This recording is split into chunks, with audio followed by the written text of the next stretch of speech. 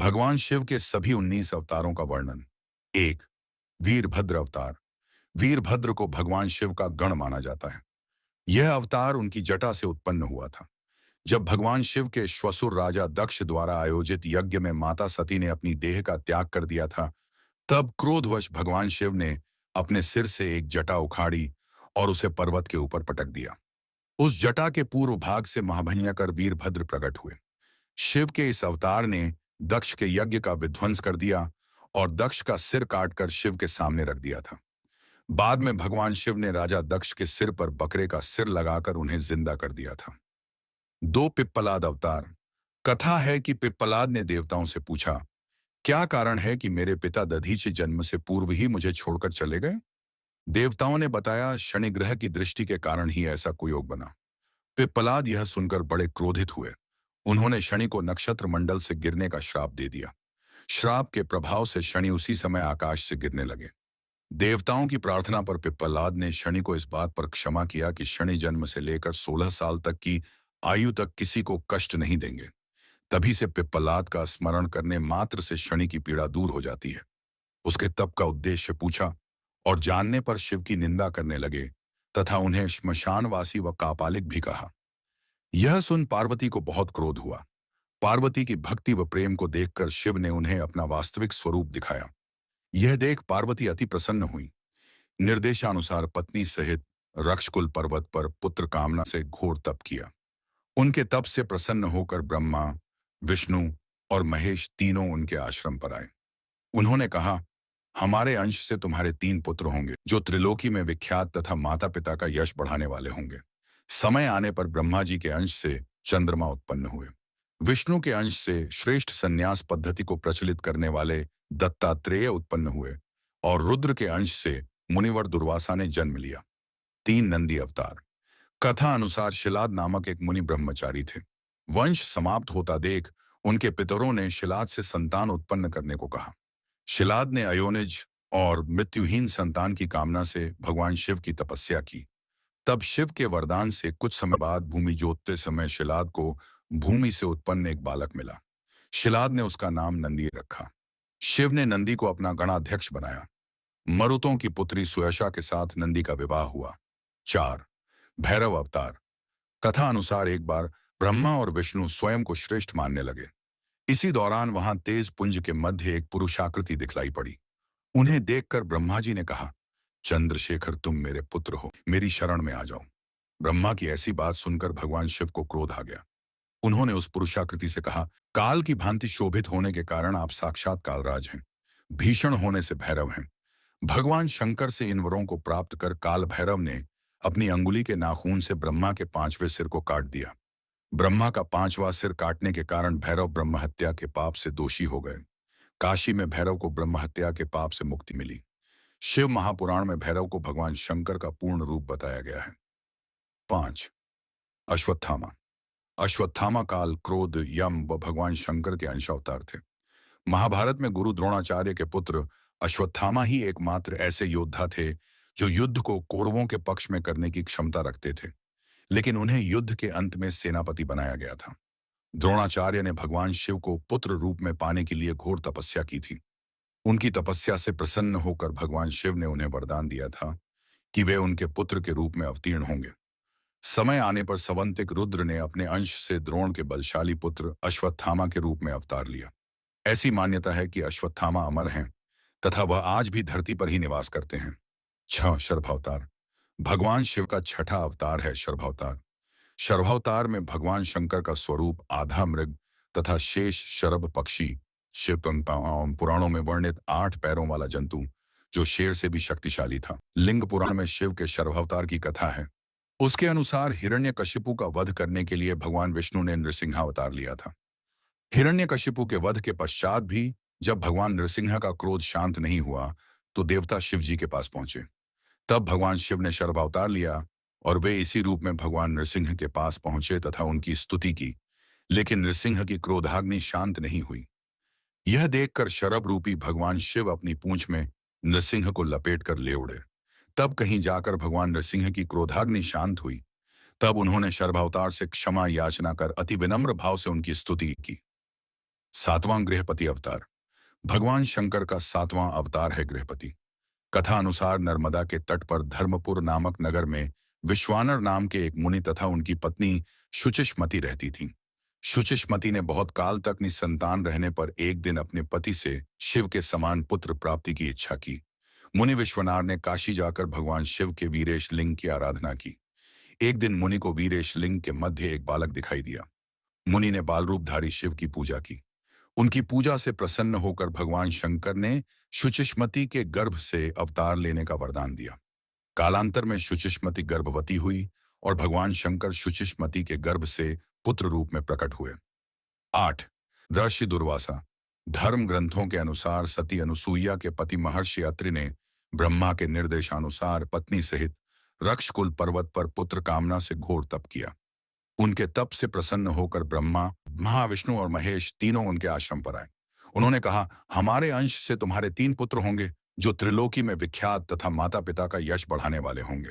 समय आने पर ब्रह्मा जी के अंश से चंद्रमा उत्पन्न हुए, विष्णु के अंश से श्रेष्ठ संन्यास पद्धति को प्रचलित करने वाले दत्तात्रेय उत्पन्न हुए और रुद्र के अंश से मुनिवर दुर्वासा ने जन्म लिया।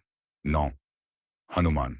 शिव महापुराण के अनुसार देवताओं और दानवों को अमृत बांटते हुए विष्णु जी के मोहिनी रूप देखकर लीलावश शिवजी ने कामातुर होकर अपना वीर्यपात कर दिया।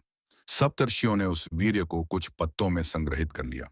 समय आने पर सप्तर्षियों ने भगवान शिव के वीर्य को वानरराज केसरी की पत्नी अंजनी के कान के माध्यम से गर्भ में स्थापित कर दिया, जिससे अत्यंत तेजस्वी एवं प्रबल पराक्रमी श्री हनुमान जी उत्पन्न हुए।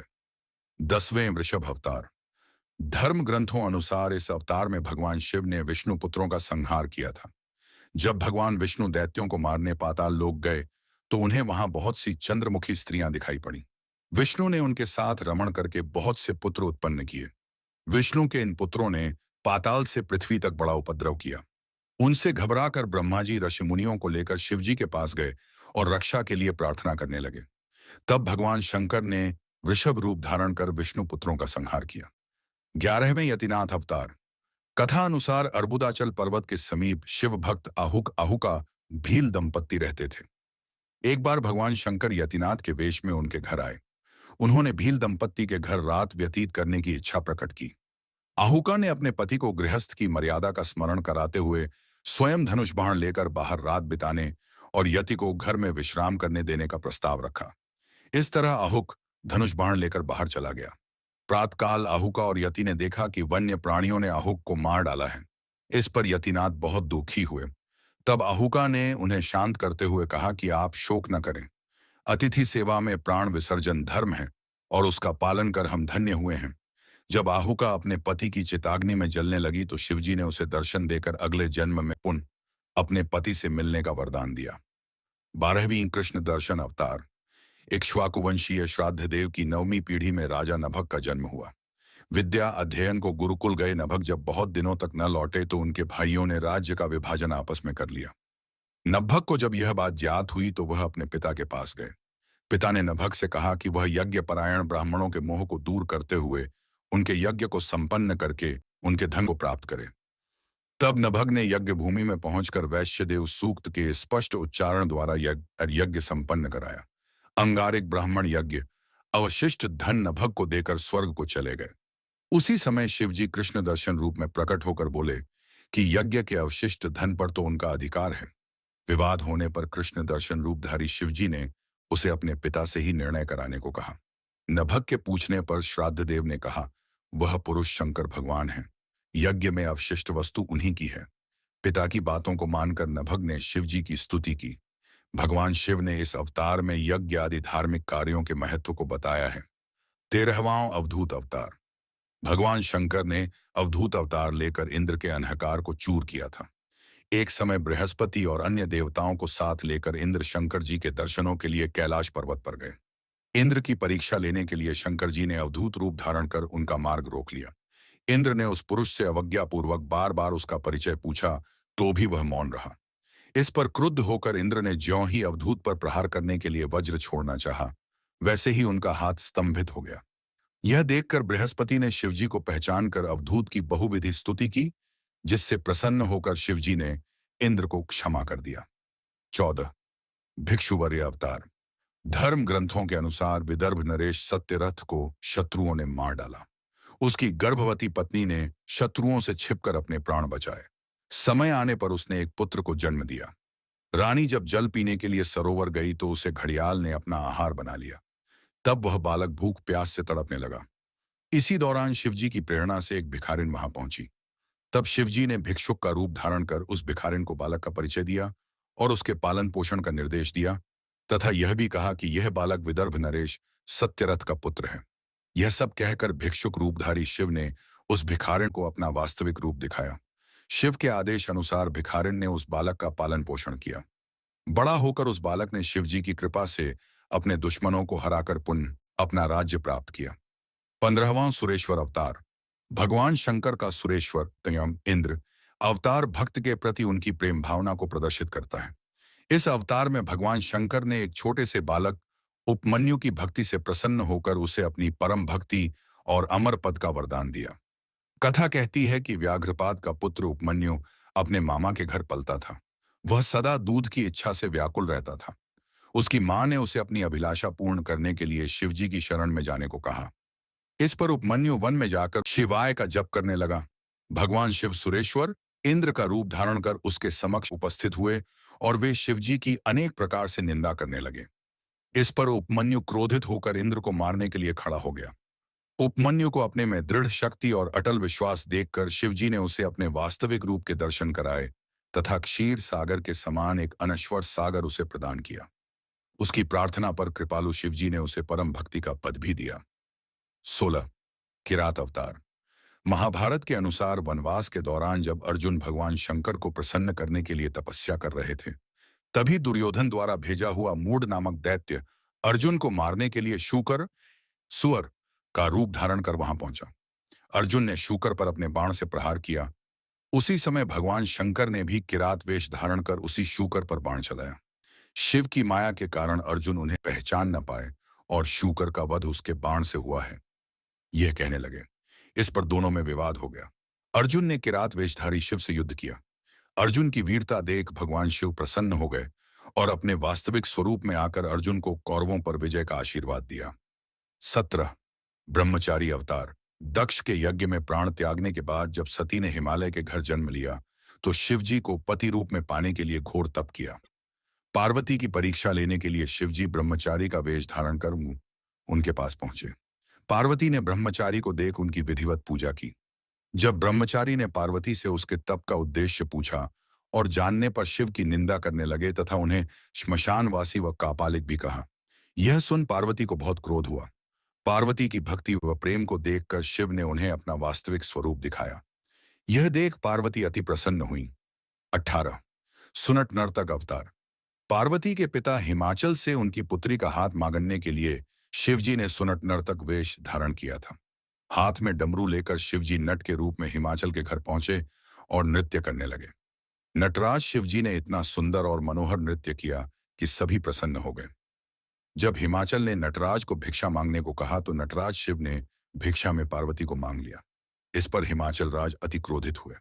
कुछ देर बाद नटराज वेशधारी शिवजी पार्वती को अपना रूप दिखाकर स्वयं चले गए। उनके जाने पर मैना और हिमाचल को दिव्य ज्ञान हुआ और उन्होंने पार्वती को शिवजी को देने का निश्चय किया। 19 यक्ष अवतार। यक्ष अवतार शिवजी ने देवताओं के अनुचित और मिथ्या अभिमान को दूर करने के लिए धारण किया था। देवता और असुरों द्वारा किए गए समुद्र मंथन के दौरान जब भयंकर विष निकला तो भगवान शंकर ने उस विष को ग्रहण कर अपने कंठ में रोक लिया। इसके बाद अमृत कलश निकला। अमृतपान करने से सभी देवता अमर तो हो गए, साथ ही उन्हें अभिमान भी हो गया कि वे सबसे बलशाली हैं। देवताओं के इसी अभिमान को तोड़ने के लिए शिवजी ने यक्ष का रूप धारण किया। वह देवताओं के आगे एक तिनका रखकर उसे काटने, जलाने, डूबोने या उड़ाने को कहा। अपनी पूरी शक्ति लगाने पर भी देवता उस तिनके को हिला भी नहीं पाए। तभी आकाशवाणी हुई कि यह यक्ष सब गर्वों के विनाशक शंकर भगवान हैं। सभी देवताओं ने भगवान शंकर की स्तुति की तथा अपने अपराध के लिए क्षमा मांगी।